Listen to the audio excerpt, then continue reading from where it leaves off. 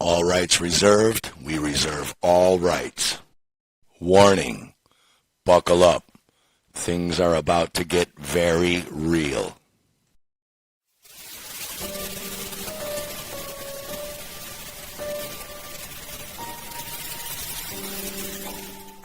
It's just too soon to tell. We've just got to concentrating on continuing to get those numbers down. Go get vaccinated, America. Go and get the vaccination. They're available.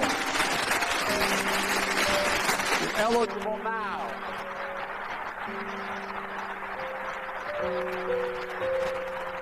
When I was sworn in on January 20th, less than 1% of the seniors in America are fully vaccinated against COVID-19. 100 days later, 70% of seniors in America over 65 are protected.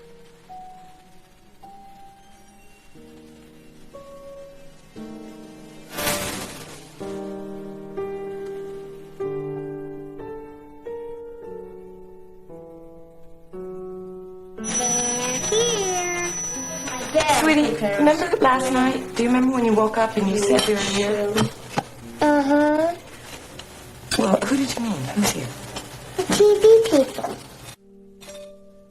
It's done.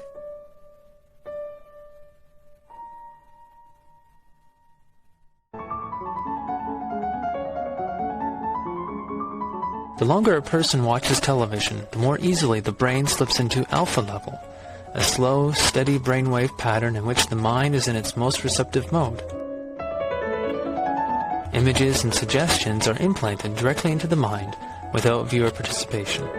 Images and suggestions are implanted directly into the mind without viewer participation. An effective hypnosis is induced. An effective hypnosis is induced. An effective hypnosis is induced. And the viewer surrenders to the unending television image stream.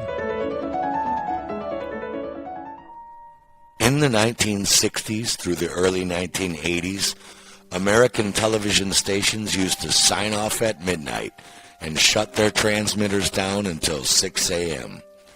By this time, anybody still awake and watching was already in a hypnotic and suggestive alpha wave brain state from watching hours of mind-numbing programs and were treated to a most bizarre phenomenon.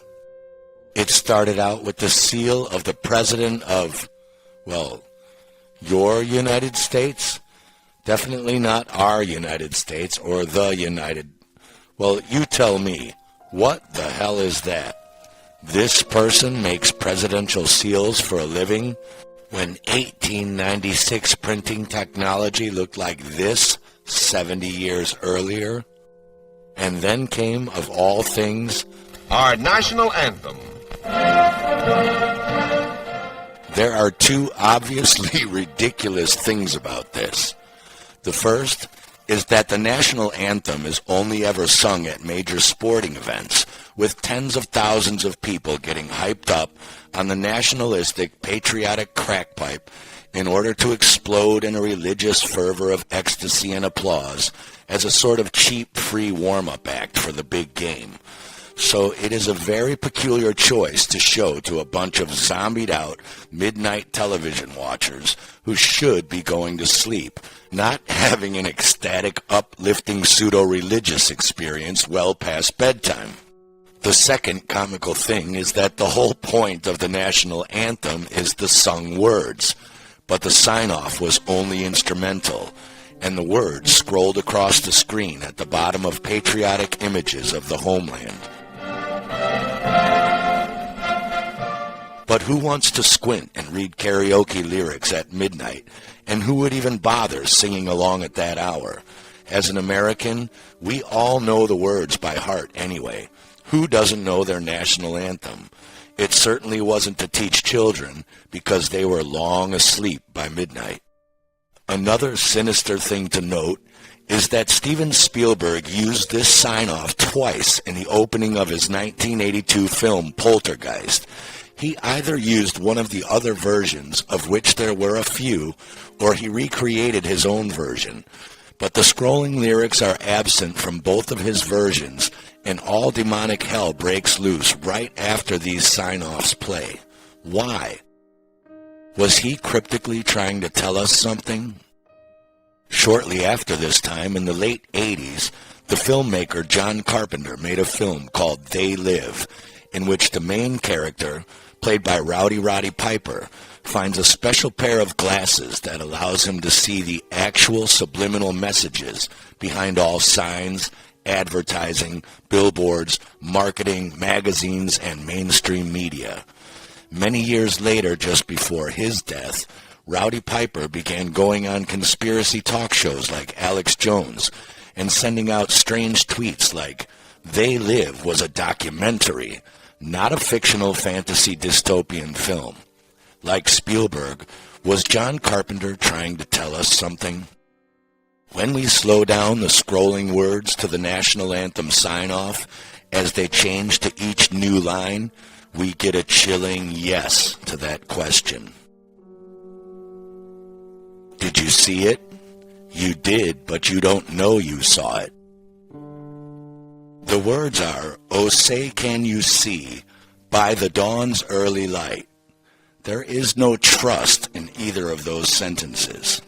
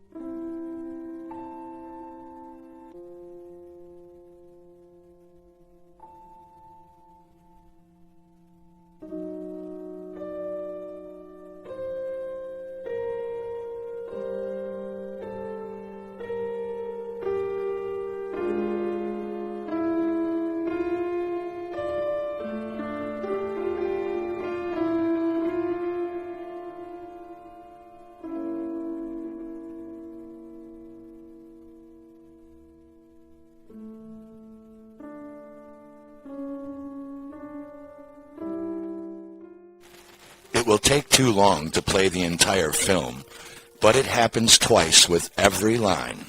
But the most important part comes at the very end, and most people who have seen this completely miss this.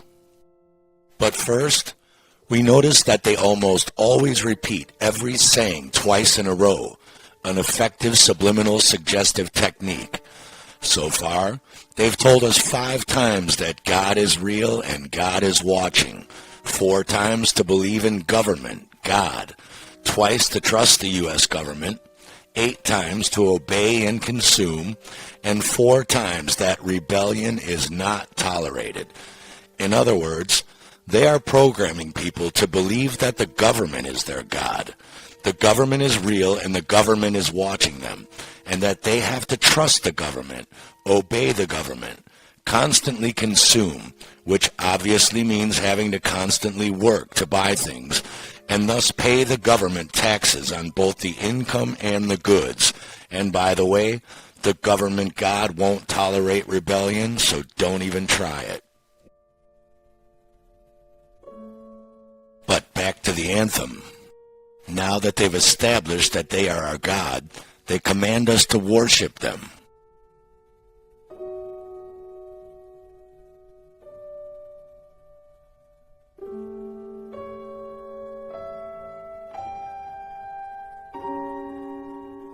But now they throw in a strange double subliminal written at the same time over the other one.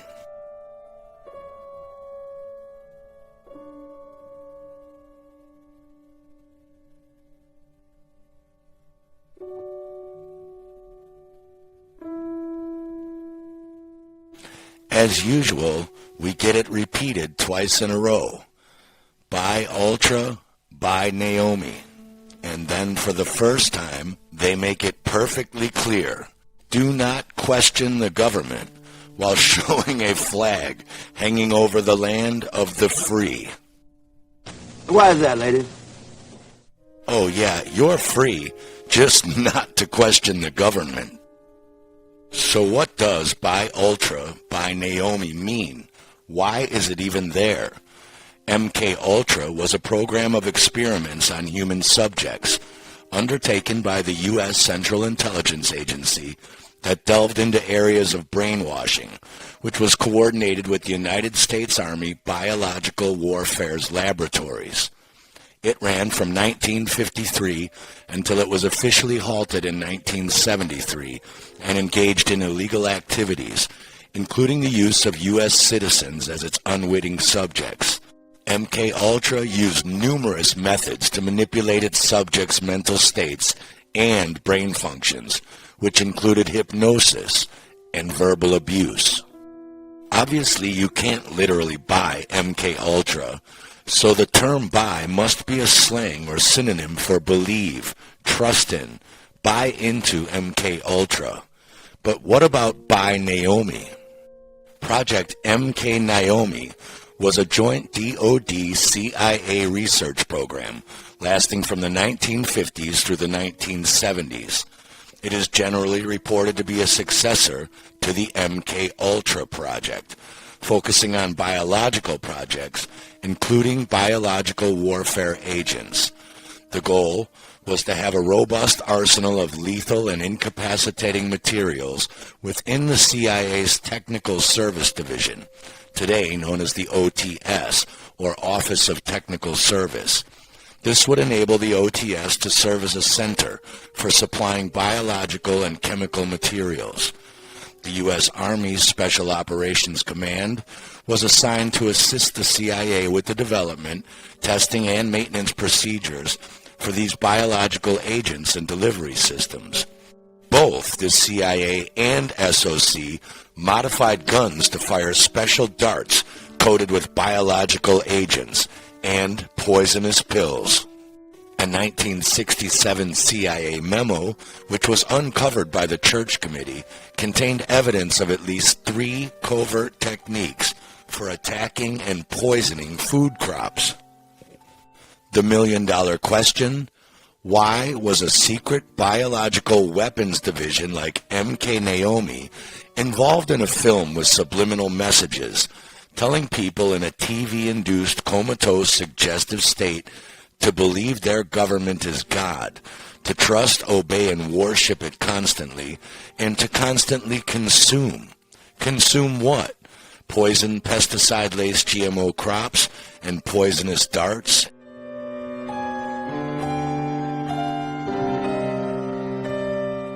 Yeah. I mean, my personal thing is like, you get blow darts at J&J, and again, I'm a little cynical. Blow darts at J&J? Yeah, Johnson & Johnson. What do you mean? Like, go to the unvaccinated, blow it into them, blow dart it into them. Yeah. That's where I am at this point.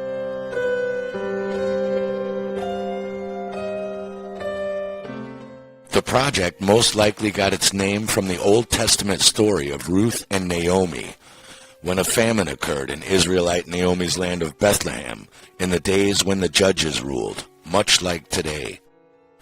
To escape the famine, Elimelech moved his wife Naomi and their 2 sons to the country of Moab.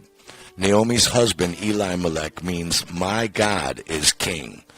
The move was difficult because of the bitter strife between the Israelites like Naomi and the Moabites. The Moabites had never forgiven the Israeli tribes for coming through their area during Israel's pilgrimage to Canaan. The Moabites were descendants of Lot and worshipped false idols, not the Lord. I'm guessing if Naomi's husband's name was "My God is King," she probably didn't like the Moabites either. Why is that, ladies?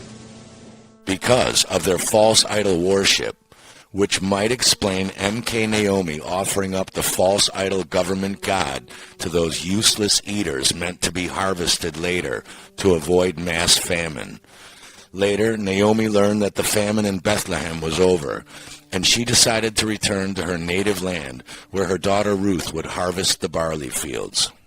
You see, according to Bill Cooper, Project MK Naomi had another purpose that Wikipedia is not telling us about.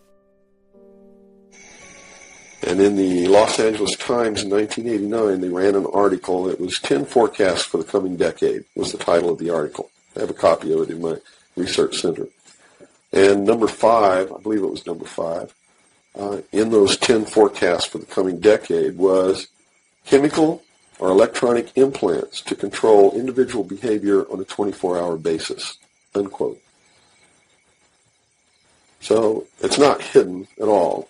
It's there for anybody who wants to look. But nobody's looking. Nobody's looking. They believe, and I believe that they're right, that the biggest danger to mankind right now is man himself, population. A study in 1957 told them that by 1990 the world population would double. In 33 years. Can you imagine that? The world population of human beings doubled in 33 years. Mm-hmm. And they knew that it's an exponential doubling. Throughout history, every time it's doubled, the interval has gotten shorter.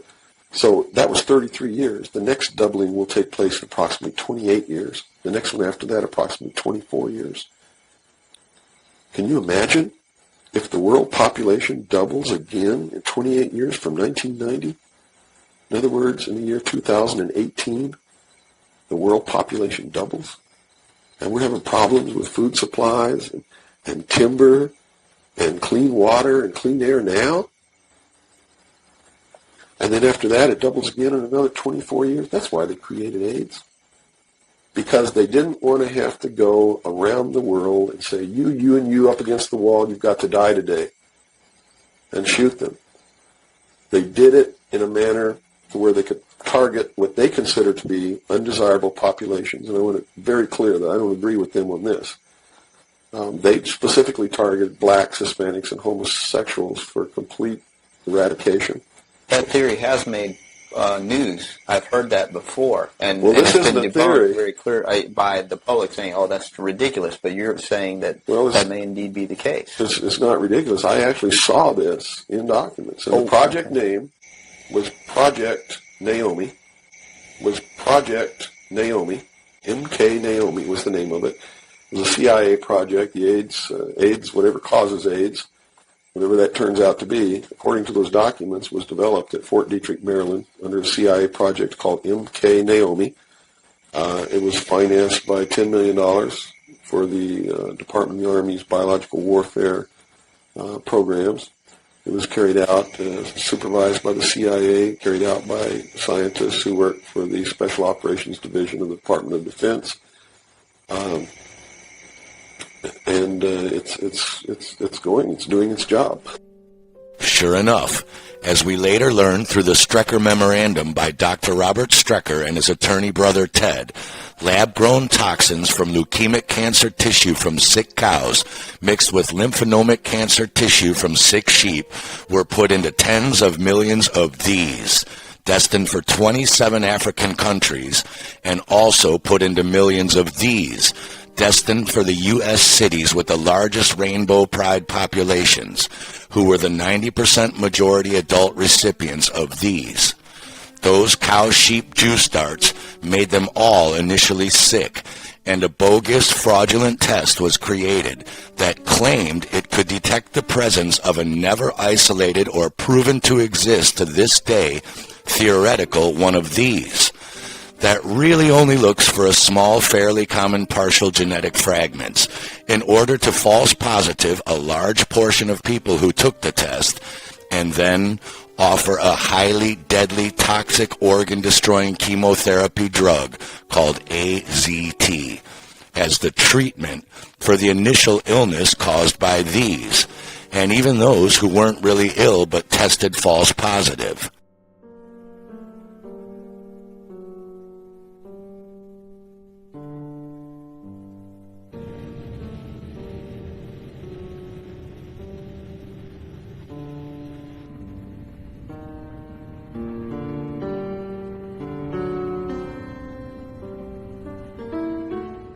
The head of the National Institute of Health at the time, responsible for approving AZT, was this man. Does he look familiar? He should, because he's at it again today. And here's how Naomi plays her game. This is not the bioweapon, because this does not exist in the way that they need us to believe. These are just normal dead cellular debris particles from dying cells in a toxic petri dish. These are neither airborne, contagious, nor cause disease. They need us to believe that these exist so that we'll go out and take these. But these were not the bioweapons either back then. These just made you sick enough to go see an ignorant doctor who was then instructed to give you one of these, which cannot detect these because these have never been isolated or had a genome run to create a genetic test that can even detect them. But in reality, the test itself can be triggered false positive by hundreds of things. Then they tell you you must have caught this, and they falsely tell you they can extend your life if you start taking the real bioweapon, which is this.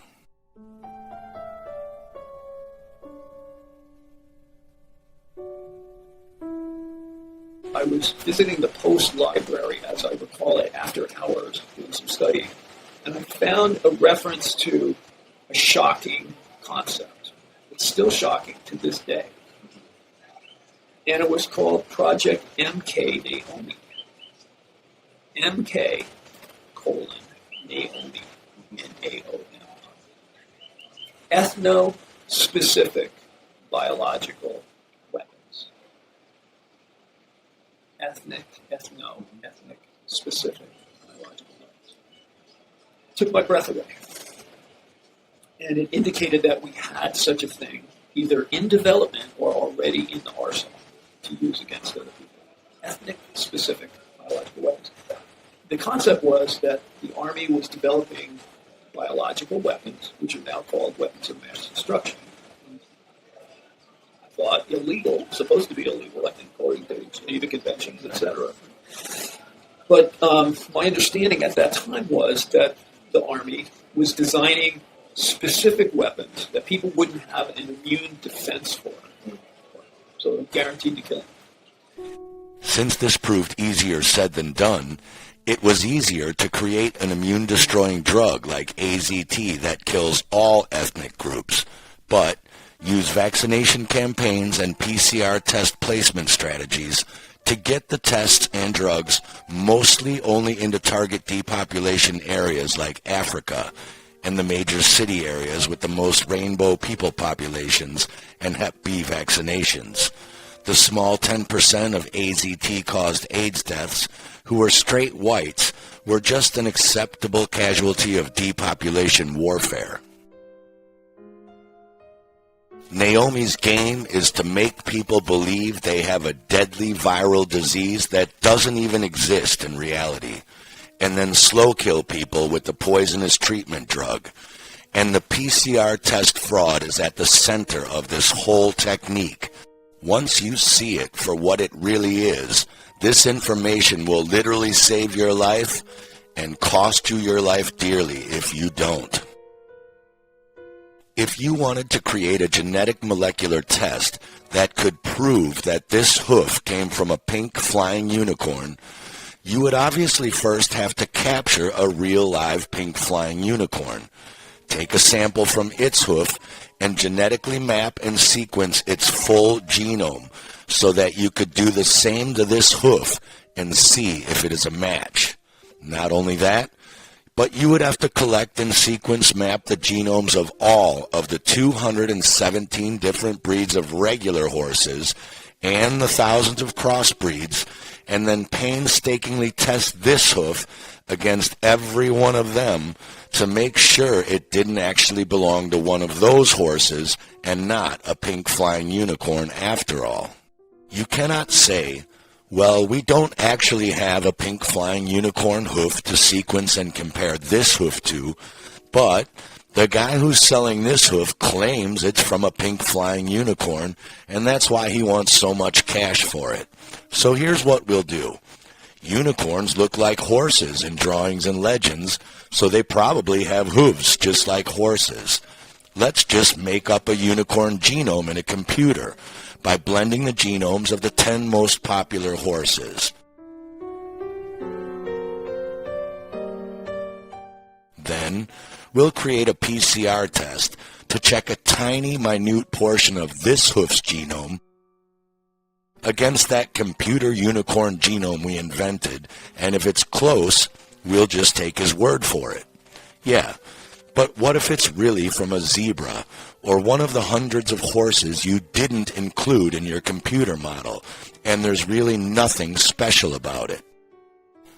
With the exception of bacteriophages, which are not viruses, no virus ever in the history of the world in virology has ever been purified, completely isolated, and had a genomic sequence mapped and cataloged, ever. Not a single one, including COVID-19. And no virologist in the world disputes this fact. Viruses are as theoretical as pink flying unicorns, and therefore, just like the pink flying unicorn, it is impossible to design a PCR test to detect the partial genetic sequence of a virus if you have never been in possession of, isolated, purified, and genetically sequenced the full genome of that alleged virus. Impossible. Period. They admit themselves that they completely manufacture these virus genomes in a computer, exactly as we did for our unicorn hoof. And so they can have their PCR test look for any short sequence they want it to. This is not conspiracy theory. This is fact. In the document by the U.S. Center for Disease Control discussing how they came up with the PCR test for SARS-CoV-2 or COVID-19, they tell you right there on page 42, real-time PCR tests were determined in limit of detection studies since no quantified virus isolates of the 2019 SARS-CoV-2 were available for the CDC to use at the time the test was developed. You heard that right. The U.S.'s biggest health authority had no sample or proof of any such thing called SARS-CoV-2 or COVID-19.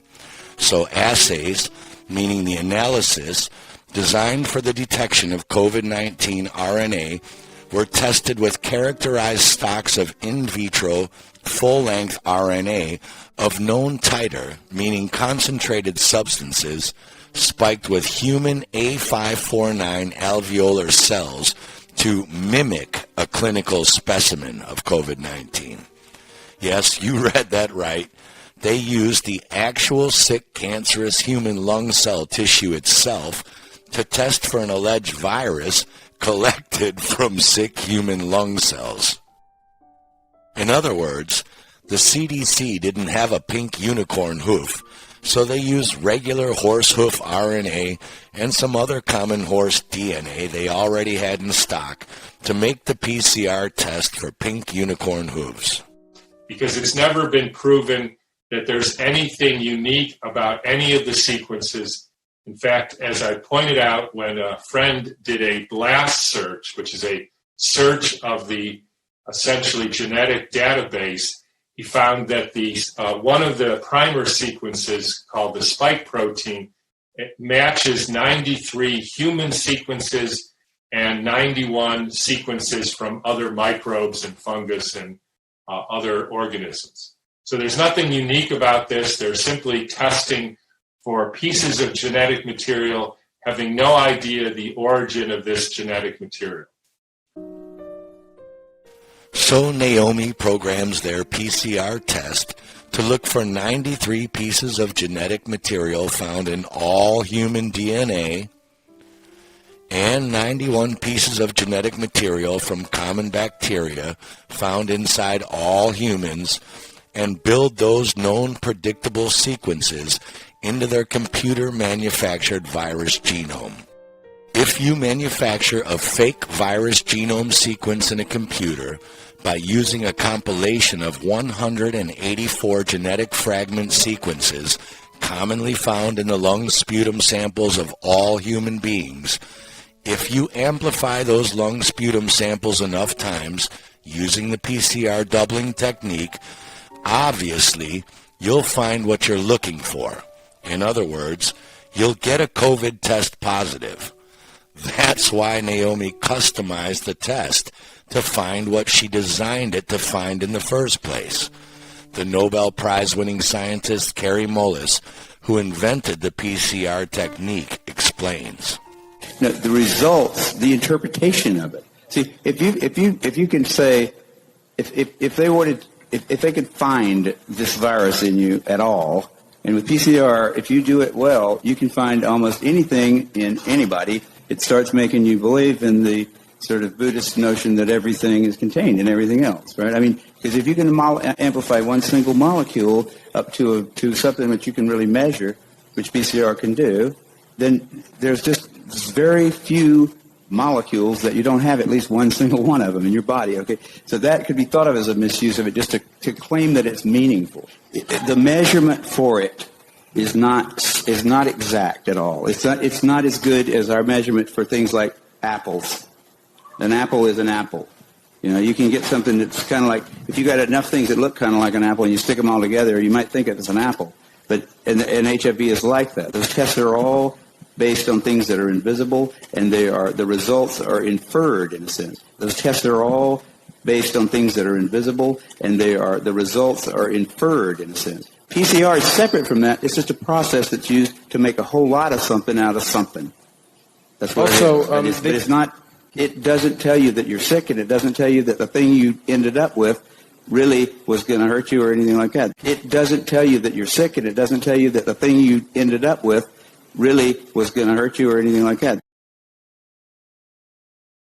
What is it? What is it about humanity that wants to go to all the details and stuff and listen? You know, these guys like Fauci get up there and start talking. You know, he doesn't know anything really about anything, and I'd say that to his face. Nothing. The man thinks you can take a blood sample and stick it in an electron microscope, and if it's got a virus in there, you'll know it. He doesn't understand electron microscopy, and he doesn't understand medicine, and he should not be in a position like he's in. Most of those guys up there on the top are just total administrative people, and they don't know anything about what's going on at the bottom. You know, those guys have got an agenda, which is not what we would like them to have, being that we pay for them to take care of our health in some way. They've got a personal kind of agenda. They make up their own rules as they go. They change them when they want to, and they smugly, like Tony Fauci, does not mind going on television in front of the people who pay his salary and lie directly into the camera. You can't expect the sheep to really respect the best and the brightest. They don't know the difference, really. I mean, I like humans. Don't get me wrong, but basically, the vast majority of them do not possess the ability to judge who is and who isn't a really good scientist. I mean, that's a problem. That's a main problem, actually, with science, I'd say, in this century, because science is being judged by people. Funding is being done by people who don't understand it. Okay, who do we trust? Fauci? Fauci doesn't know enough to, you know. If Fauci wants to get on television with somebody who knows a little bit about this stuff and debate him, he could easily do it, because he's been asked. I mean, I've had a lot of people, president of the University of South Carolina asked Fauci if he'd come down there and debate me on the stage in front of the student body, because I wanted somebody who was from the other side to come down there and balance because I felt like, well, these guys can listen to me, but I need to have somebody else down here that's going to tell me the other side. But Fauci didn't want to do it. After nearly a year of independent labs and experts finding 70 to 97% false PCR positives when spinning PCR cycles at 35 to 40 cycles, as they were directed to by the World Health Organization, compared to the normal lower 25 to 30 PCR amplification cycles, on January 20th, 2021, the World Health Organization finally had to release 2 memos instructing labs that they need to start spinning the tests at a much lower threshold. But it was too late. The damage was already done. The world was already scared to death of the 125 million false PCR test positive cases and the 662,000 deaths whose corpses were given one of these bogus PCR tests as well. It was always listed as a second or third factor, never a primary cause of death. But when you take away the 95% admitted false positive average, the cases come down to 6.5 million and 662,000 deaths, exactly in line with what the World Health Organization says on their own website is the normal number of severe cases and deaths of flu on any bad flu season. Not remarkably, we were all told scientists were baffled that the age-old flu had mysteriously disappeared 98% in every country worldwide, right when this new alleged virus turns up on the scene with the exact same symptoms as any flu and the exact same mortality rate as the flu season. Yet very few people have the common logical thinking capability to see Naomi clearly renamed the seasonal influenza as COVID-19, while instructing all of the labs worldwide to spin the PCR cycle so many times that they'd get a false positive no matter what they were testing. Even molecules from kiwis, goats, birds, Coca-Cola, papayas, durians, blank tests, apple juice, motor oil, sink water, lemons, blueberries, river water, and many, many more. And with PCR, if you do it well, you can find almost anything in anybody. It starts making you believe in the sort of Buddhist notion that everything is contained in everything else, right? I mean, remember, the CIA is behind MKUltra and MK Naomi. And as the former CIA director, William Casey, said, we'll know our disinformation program is complete when everything the American public believes is false. Any American not asking why their own government's intelligence agency wants its own countrymen all brainwashed is already brainwashed. Most people literally believe that there is a deadly new world-threatening pandemic, despite the fact that the total world death rates in 2020 were lower than 80% of any of the previous 30 years, and 99% lower than the last 79 years when the records began. This is obviously statistically impossible if there is a new deadly worldwide pandemic. But facts don't register to the brainwashed masses. They literally believe that 2 + 2 = 5. If you manufactured a car that had faulty brakes, would you halt the sales and production of that car and fix the brakes? Or announce that you're still going to sell that faulty car for 5 more months and then fix the brakes? The CDC quietly announced on July 21st, 2021, that after December 31st, 2021, 5 months later, the CDC will withdraw their request to the U.S. Food and Drug Administration for emergency use authorization of the CDC 2019 COVID-19 real-time PCR diagnostic test, introduced back in February 2020 for detection of SARS-CoV-2 only. Read that again. Only. That's the test we already discussed on page 42 in their document that admitted it was not designed to test for SARS-CoV-2 because they had possession of no such thing as SARS-CoV-2 to design a test to detect. Now, they say the CDC also recommends clinical laboratories and testing facilities that have been using the CDC 2019 PCR test that scared the hell out of everyone and told them they have a virus disease that doesn't even exist, to begin to transition to another FDA-authorized test instead. Why? Because the CDC encourages laboratories to consider adoption of a multiplexed method that can facilitate detection and the differentiation of SARS-CoV-2 and influenza viruses. Read that again. In other words, they want labs to use a test that can tell the difference between COVID-19 and the regular seasonal flu, because clearly this test cannot, according to the CDC themselves. So while on the one hand, yes, scientifically speaking, COVID-19 PCR tests are meaningless, but for Naomi, it's the most meaningful weapon in her arsenal. It's the only way they can convince us to take the actual bioweapons.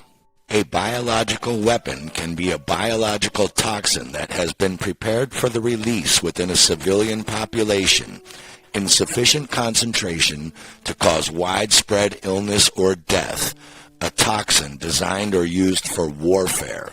They are at war with the human population. They literally wrote it in stone. They intend to murder us by a series of lethal, graphene oxide-based nanoparasite injections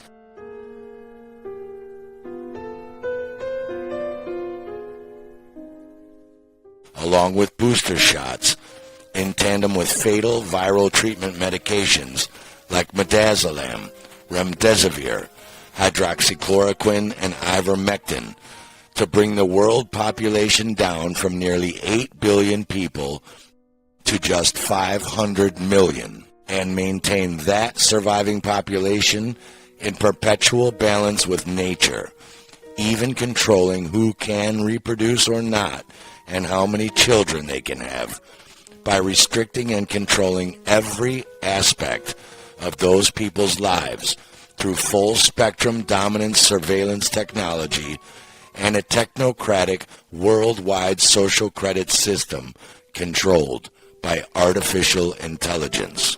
You see, Naomi has now changed both her game strategy and target populations. With HIV, she had to inject the Africans and rainbow people with cancerous animal tissue to make them just sick enough to go take the HIV PCR test in order to make their doctors prescribe the deadly AZT. Now that we are all the targets, they have to force us to take the test whether we are sick or not. NYC, you're doing great with wearing masks and social distancing to fight COVID-19. What's next? Get tested often, even with no symptoms. To find a testing site at no cost to you, visit nyc.gov/COVID test or call 212-COVID-19. But oh my God, look at all of these worldwide cases over the last 20 months of testing. That's a lot of pink flying unicorn hooves. Actually, it's only 0.03% of the total world population. And with a PCR test with a 95% false positive rate that can't detect any such thing as COVID-19, this is actually good news. That means that out of 7.6 billion people, less than 0.03% of the population are dumb enough to go out and constantly get tested, which means the governments are clearly lying about their statistics. Yes, but look at all of those deaths. Yes, you could give every dead corpse the exact same PCR test, but call it influenza A or B, and the numbers would be exactly the same. They admitted the test doesn't know the difference. It's purely what name they give the bogus test results. This psychopath is mocking us and cryptically telling us what they're up to, and it's our own fault for not paying closer attention. You cannot be asymptomatic for something that allegedly causes severe illness and death any more than you can be hungover when you had nothing to drink the night before. They don't care if you are fast asleep or even diet woke, so long as you believe there is such a thing as COVID-19 and pathogenic viruses. This time, in order to justify the testing and lockdowns worldwide, they needed real statistical sudden spikes in death rates in March of 2020 to scare us all, and Naomi went to work. The first target population, the elderly. A, because their Social Security and pension funds are long gone and stolen by our governments, and B, because the elderly see what's coming, because they have lived through this before. The first thing they did was swap the antiviral amoebic treatment drug hydroxyquinoline for the highly toxic anti-rheumatoid treatment drug hydroxychloroquine, a drug you take in high doses to commit suicide by heart attack, and instructed hospitals to start clinical trial studies with lethal dose amounts, as Dr. Klaus Kohnlein explains. Excess mortality of the normal flu. And then you see 2020, and then you see how the normal flu just wanted to disappear in the end of March, and all of a sudden there is this sharp increase in the middle of April. That's the time when the usual flu is gone. On accident, a friend of mine showed me some data from the WHO studies. When they started the study, they started it in the end of March, starting April.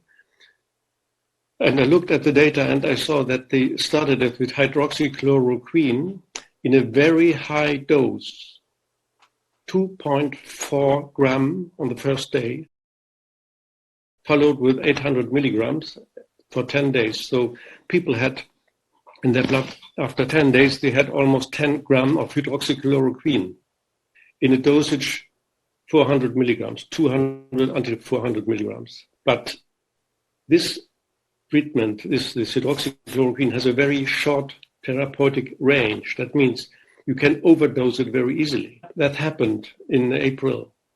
And this sharp increase is the only explanation, is this overdosage of hydroxychloroquine, because we heard it also in Brazil and in England. People were dying like flies in April. I heard it from a friend of mine who takes care of the intensive station here in Kiel. They were telephoning with colleagues in London, and they got the message, well, they are dying here, it's terrible. And they were really anxious here in Kiel as well, that this wave will come to us also, but nothing happened. Because we in Germany, we didn't use this high dosage. In England and London, they used the recovery study, was a special English program. They used this high dosage of hydroxychloroquine. And of course, doctors noticed it after a while. And then the studies were stopped. The studies were all stopped all over the world. In Brazil, they stopped the study because of very bad heart complications. That's what I have to say. This hydroxychloroquine, if you use it in this high dosage, it does heart arrhythmias. And it does lethal heart arrhythmias. Right? That's why it is used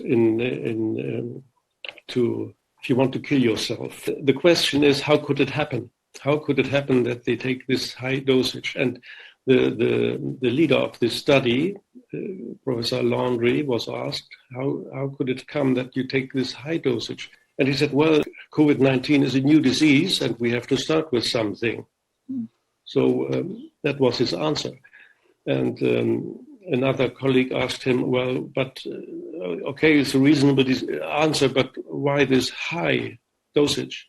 Then he said, well, he looked how they had treated amoebiasis in the early days, and it was they took a similar amount of pills. And then the other doctor said, well, I never treated amoebiasis with hydroxychloroquine. We used hydroxyquinoline. I think he confused it. This man is a dangerous man. But since these studies are stopped, there's no excess mortality in no country anymore. Well, these trials, the Solidarity, Discovery, and REMAP study, the REMAP was done in Belgium, and that is a very interesting point, because Belgium is the direct neighbor to Germany, and I can show you this. We have this sharp increase in Belgium, in the middle of April. And we don't have it in Germany, so this virus obviously stops at the border. And so physicians can't prescribe off-label use medication here? Not for COVID. They did it with hydroxychloroquine, and it was really bad, and so they are not allowing it right now. The next step was to kill off the elderly in care homes by mass testing them with bogus PCR tests and changing treatment protocols to give every one of them suffering from lung, respiratory problems, hepatic liver and renal kidney dysfunction, obesity, and heart failure, the highly lethal drug, midazolam. This appears to be the first time a drug company is suing a state for attempting to use their product in an execution, although the sedative midazolam has been used more than 30 other times to carry out a death sentence. Midazolam is one of 3 drugs that make up the cocktail in the execution plan for death row inmate Scott Dozier. This was why we saw the average age of death for COVID-19 as 82 years old, 2 years older than the average human life expectancy anyway, all of them with 2 or more already serious terminal illnesses. Those are exactly the kind of people who would be suffering respiratory diseases outside of normal flu season. Midazolam is a very rare drug manufactured in limited quantities, so governments had to have already procured and ordered mass manufacturing and distribution of this drug well before March and April of 2020. In other words, this was already pre-planned. And the second one is with that's the syringe drug is deliver medication, particularly things like midazolam and morphine. Do you have any precautions put in place to make sure we have enough of those medications to be delivered? Yes. We've got a big project to make sure that those sorts of medications, as well as the ITU medications that I spoke about earlier, that the supply chains, the global supply chains for those medicines, are clear. They are, in fact, those medicines are made in a relatively small number of factories around the world. So it is a delicate supply chain, and we are in contact with the whole supply chain.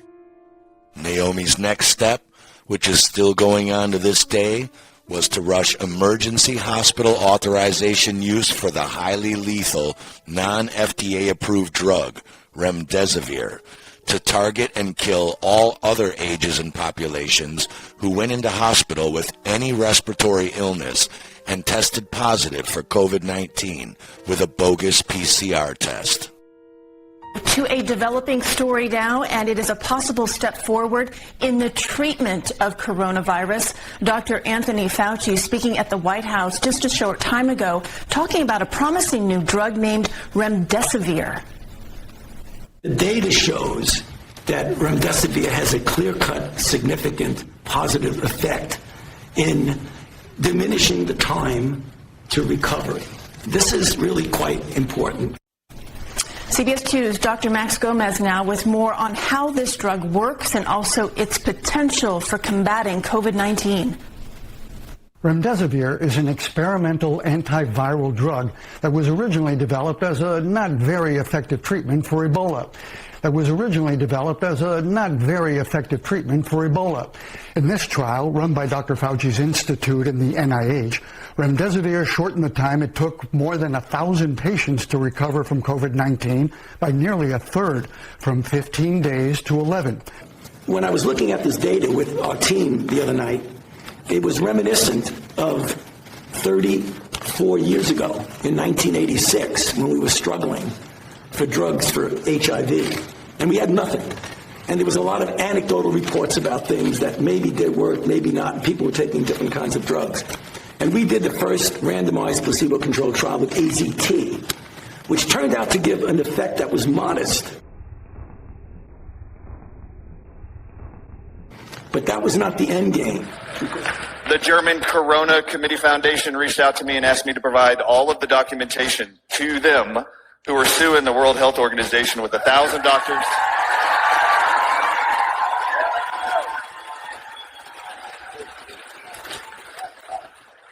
$10,000 MDs, and they reached out to me privately to give them a 1.5-hour documentation of Anthony Fauci's knowledge of how he was going to kill people before the pandemic started, how he's still doing it right now while you're seated here, and I'm going to give you some of that information here.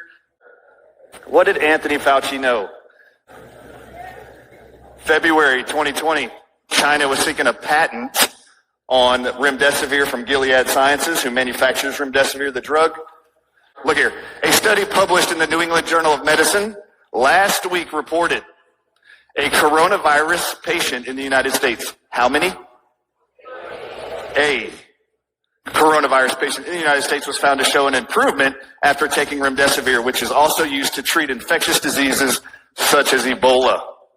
That was originally developed as a not very effective treatment for Ebola. Let's look at the Ebola study. This is what I did in May 2020. I've been in the media ever since to educate you guys the current genocidal attempt and murderous attempts of Anthony Fauci, the NIH, the FDA, the CDC are all using remdesivir the same way. This is how they're doing it and perpetuating those deaths, using a drug in hospitals. This is the actual Ebola study that Anthony Fauci quoted in May 2020, proved, he said, we're going to use this non-FDA approved drug. It's been approved since, but it wasn't before the pandemic.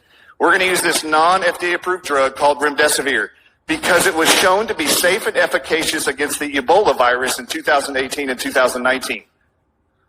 Has anybody actually looked at this study? Because I clicked the link on NIH.gov's website. All of you should do it. This is the study. Ebola virus inside of Africa. They took 4 regions, gave them all remdesivir and 3 other experimental drugs. Anthony Fauci said it was proven to be safe and effective against the Ebola virus. So now in this novel virus of the coronavirus, we're going to use it there also. We're going to mandate this one drug. You can't use any other ones. So what did the actual study find? They actually found, you can see here, you see mortality up there? Definition inside the study. They found that remdesivir, in 6 months, the safety board pulled remdesivir from the study, a 1-year study, because it killed more people than any of the other 3 drugs, including ZMapp, which was put in by the FDA and the NIH. So 6 months into the study, they pulled remdesivir, they pulled ZMapp, which was supplied by our government to Africa because it killed more people. How many people did it kill? Remdesivir killed 54% of all people in the study that got the drug. Do you know what they're treating all of your loved ones with and those you care about in this country now? Look up here. I'm not lying. This is from the study. Look at the second column from the right, remdesivir. Look below there. 54%. You see that? Mortality rate. All right, next slide, please. He then quoted a second study in May 2020, Anthony Fauci did, that supported the use of remdesivir in the treatment of coronavirus. The Ebola study, by the way, was a lie. No one clicked the link to look at it. I did. This is the other study he mentioned. This was actually done by Gilead Sciences, who makes remdesivir. In early March 2020, they took 53 patients from Japan, Canada, and America who had COVID-19, and they put them on the drug for 10 days. What's the drug? Remdesivir. This is the maker of remdesivir's own trial study. 23% in 10 days had serious adverse events.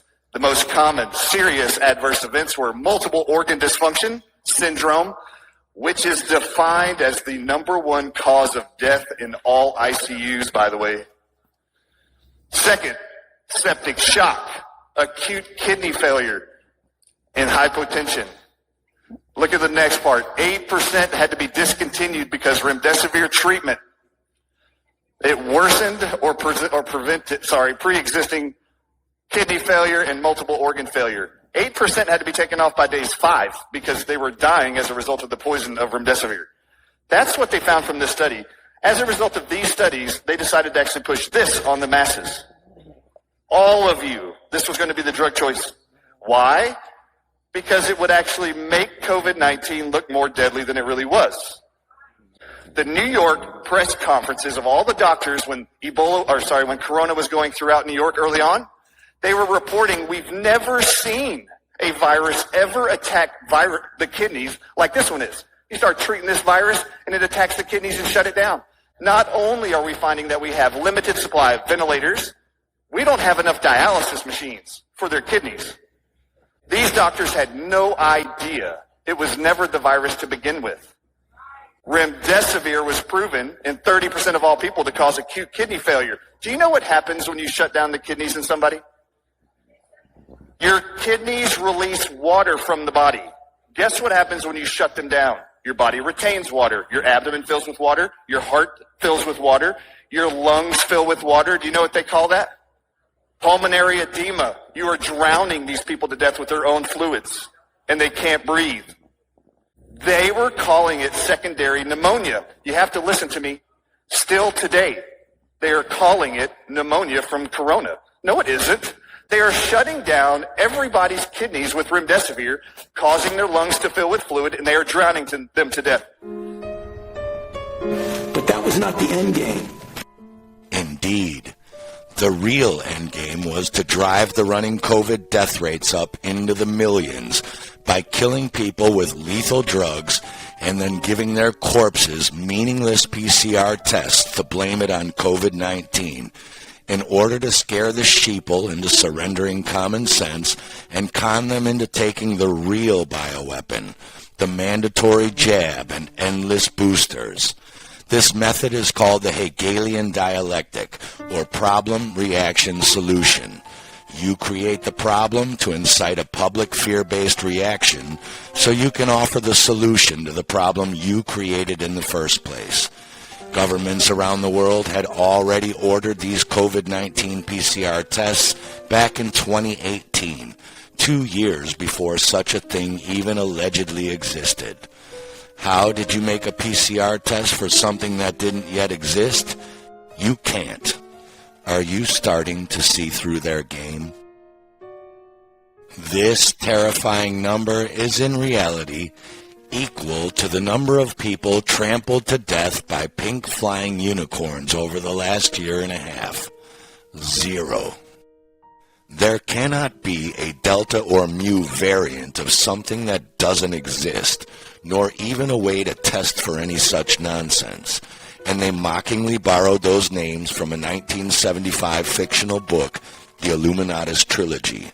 So why are they pushing this narrative? Before, Naomi used non-lethal injections to make people take the deadly medicine. Now, she is using the deadly medicine death numbers to force everyone to take the deadly injections. Harvard Pilgrim Healthcare did a 2009 study showing less than 1% of all vaccine adverse reactions are even reported to VAERS. The government doesn't want to show that the darn vaccine is full of shit. All this is bullshit. Let's see. Probably myocarditis due to the vaccine. Right. But now they're not going to blame the vaccine. Well, and you know what? But he has an obligation to report that, doesn't he? They are not reporting. Right. They are not reporting. Right. Because they want to shove it under the mat. The 1976 swine flu vaccine was stopped within 2 weeks after 3 elderly people died immediately after getting the injection. Yet at less than 1% even reported, this COVID injection has possibly killed 1.7 million people and permanently disabled 2.6 million people already. That's just in the United States alone. God knows how many worldwide. And it hasn't been stopped. Why? Because these are not adverse reactions. These are the intended effects of a bioweapon. This jab is doing exactly what it was designed to do and may indeed go down as the most deadly biological weapon program in history. The FDA told everyone the 22 illnesses they expected these injections to cause before they were even given to the public, and the newspapers are filled with stories of children and young adults having heart problems, including blood clots, strokes, and death, and lo and behold, the exact same illnesses started being reported on VAERS right after these injections. What a coincidence!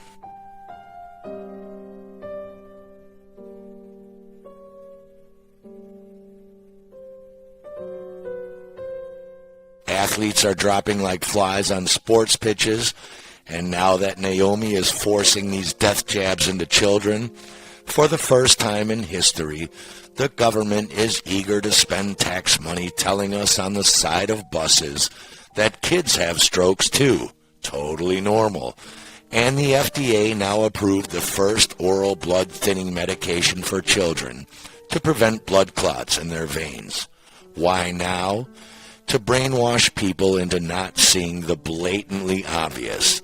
99.99% of kids don't have strokes or blood clots unless you give them an injection that admits causes strokes and blood clots. Sadly, most people base their entire perceived reality and belief system on fictional television and media programming, rather than their own logical and biological observations. And thus they live in a fictional matrix rather than actual reality.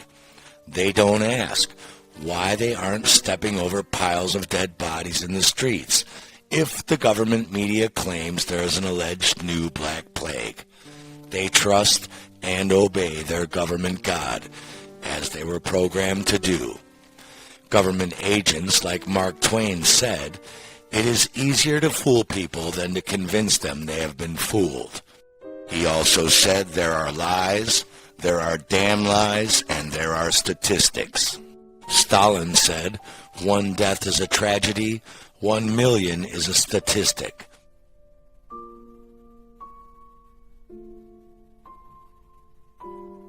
Naomi's game is not a new one, and one must be spiritually ready to accept the fact that most of the people they know who took Naomi's COVID jabs and booster shots will be remembered 100 years from now as a statistic only, no different than the 1918 mask-wearing, aspirin-overdosing, gaslighting recipients of the 1918 bacterial meningitis experimental vaccines, who are the only ones who actually died, and are now remembered as a statistic only, rather than 6 million easily avoidable tragedies. MK Naomi was implicated in the strange phenomenon known as Morgellons disease, and there are certainly similar parallel phenomenons going on with these new COVID injections. Is it just a coincidence that these COVID vaccine manufacturers have filed patents for things like single and double-walled carbon nanotubes for the purpose of electrical semiconductivity and making self-assembling wiring networks inside of a biological host through the use of Teslaphoresis and external frequencies? What frequencies? 5G? Is this why they were frantically putting up 5G towers while the rest of us were locked down in 2020? We have people like Dr. Robert O. Young, Dr. Carrie Madai, La Quinta Labs, and other scientists around the world telling us there are multiple fragments of various metallic objects turning up in the vaccine vials under dark field, bright field, and phase contrast electron microscopy. Are these doctors and scientists crazy, or is something more sinister going on? We have German doctors showing us clotting and coagulating blood platelets of people who have taken this injection that these doctors have never seen in their entire career, with strange shiny geometric objects in the blood samples with a metallic sheen to them. We have vaccine patents for tiny nanomagnets for the purpose of magnetizing blood, and TikTok is flooded with videos of people sticking magnets and cell phones to their arms, some even having metallic objects stick all over their heads and bodies after the injection. Some are not only magnetic, but their arm seems to start trying to charge their cell phone while stuck on them. And while it's fun to poke a little fun at the absurdity of it all, one really has to wonder what's really going on here. DARPA, the Department of Defense, and the Gates Foundation were working with MIT on hydrogel implantable nanotech biosensors for the use in COVID vaccines, along with a glowing enzyme technology called luciferase, and many were quick to write it off as a conspiracy theory or science fiction. Quantum dots are also crystal semiconductors, but if some of these injections don't have luciferase in them, then what is this all about?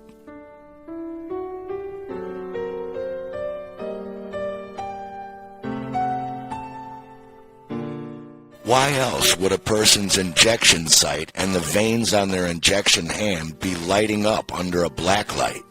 And if there is no hydrogel in this technology, then why can blood be drawn from the injection site that comes out in thick jelly form, exactly like hydrogel and coagulation, and not like normal bloodletting? Does that look normal to you? Then we have Moderna's patent for lipid nanoparticles for mRNA vaccines, designed for sustained release of compound biological agents into a human being that can be programmed over hours, days, weeks, months, or years before it's done releasing its compound into the body. But isn't that supposed to be the point and job of the constant booster shots they are pushing? Why would you need 2 shots and 3 booster shots a year if one can do the job for the entire year? And what are these compounds and biological agents? One of their patents is for using it to deliver docetaxel, which is a chemotherapy medication used to treat types of cancer, not viruses. The drug allegedly works by damaging the RNA or DNA that theoretically tells the cell how to copy itself in division. If the cells are unable to divide, they die. They also induce cell suicide or apoptosis. We are told, unfortunately, chemotherapy does not know the difference between the cancerous cells and the normal cells, so it kills all of them. And the normal cells most commonly affected are the blood cells. They have patents for injecting ferritin nanoparticles to modulate cell activity that can allegedly control the function of specific cells when excited with certain external radio frequency waves, with the aim of making cells produce certain proteins they wouldn't normally. I say allegedly because cellular biology is actually an unproven theoretical science as well, just like germ theory, but that's the topic for another film. What is remarkable is that all of these technologies look very similar to the self-assembling machines Dr. Zandra Botha found in vials of a Johnson & Johnson vaccine, which were self-assembling under the microscope, but after being left alone to dry out for a few hours, were completely gone, and instead left this strange network of strands. One of the main reasons you don't want these people messing around with foreign proteins in your body, and by no coincidence, is one of the main adverse reactions people are having to these injections, and one of the 22 they told you to expect, is anaphylaxis, or anaphylactic shock, which is what is killing all of those who die either immediately or within 15 minutes at the vaccination centers. Anaphylaxis happens when even a minuscule, insignificant amount of poison or foreign protein is introduced into the bloodstream and changes a person's internal chemical constitution forever. After a 3 to 4 week incubation period, if that same protein or poison is once again introduced into the bloodstream, the body has a severe allergic reaction and death is most often the result. The mainstream MK Ultra media in every country of the world is trying to tell us all sorts of ridiculous reasons why the hospitals are full of nearly only the double jabbed right now, and that these numbers are going to continue to grow, so don't be alarmed that it's totally normal. At least The Guardian was honest enough to say, but that does not mean COVID vaccines are failing. Indeed, they are doing exactly what they were designed to do. If too many people started dropping dead or falling extremely ill after their first injection, word would get out and nobody in their right mind would take even one of these, let alone a second one or any booster shots. That's why this technology is so dangerous. They can put the anaphylactic agent into any future booster or even flu shot in any areas they want, whenever they want. And anyone paying attention has noticed them setting up this exact mind control since summer. And so long as they have people in fear, fear is the key here. Fear of their fictional boogeyman, pink flying unicorn, Mu, and Delta variants, they can just blame those variants for the coming vaccination booster deaths and convince ignorant people that the double jabbed are somehow magically getting hospital-causing COVID, while the unjabbed are all walking around healthy as can be, despite this going against any basic logic and far beyond sheer ridiculousness. But people in fear do not have logic. We could get into the transhumanism speculations about these injections and what are being called COVID babies, born from vaccinated parents with all black eyes with little to no white in them, rather than the big, bright brown and baby blue eyes we're all used to, and how these children are way advanced for their age, holding their heads up at birth rather than 1 to 4 months, some rolling over on their bellies and trying to crawl at just days to weeks old rather than 4 to 6 months, some trying to walk at 2 months instead of 6 to 9 months, and sitting up on their own at 4 months instead of 6 to 8 months. They are both fascinating and as frightening as the thalidomide children. We could also talk about what appear to be forms of Hydra vulgaris Dr. Madai found under her microscope in the Moderna vials. Carrie, you saw this under the microscope. I just want you to know that the NIH has spent over $24 million in about the last 10 years doing chimeric research with the Hydra to basically genetically assimilate it to the human body, as well as to learn how to overcome human bacteria and viruses. Just so you know what you saw. The transhumanist groups love this organism. They think it's the key to everything that they're doing. So people should look up Hydra vulgaris and the genus of other organisms too, and how they've been doing mosaics or chimerics of this, and how they can make their own neural network from these organisms. So we have to do a different show on that of why they would want to use this and how it can affect people. It's very purposeful. Yeah, and so 2 things. One, the patent says that you can inject, the vaccine can contain a microorganism, which no, it can't. That's not a vaccine. That's a bioweapon. You don't inject people with parasites. But 2, the reason why is they talk about how humans are inadequate in our ability to regenerate cells. Stem cells, we don't have a lot of those. Those are very few, very precious, right? And they can become anything in the body. They could heal many things, but we only have a little bit. So this organism is just a bag of stem cells. It also can regenerate innumerable times, meaning you could chop it up in tiny bits, which that's what I saw in the microscope was chopped up. It's called dissociation. When it's thawed or taken to room temperature, it reassembles itself to its original structure over and over and over again. And that's what I was seeing. That it was actually, it's not just the Teslaphoresis with these big beads coming together. A bona fide organism was assembling itself from its chopped up bits. Inside of the Moderna vaccine vials, Dr. Frank Zalewski claims to have found eggs and a Hydra-like organism made of aluminum and carbon that grew out of the eggs when nourished with graphene, with a head of 20 microns and tentacles spanning 2.5 millimeters. A metallic-based life form.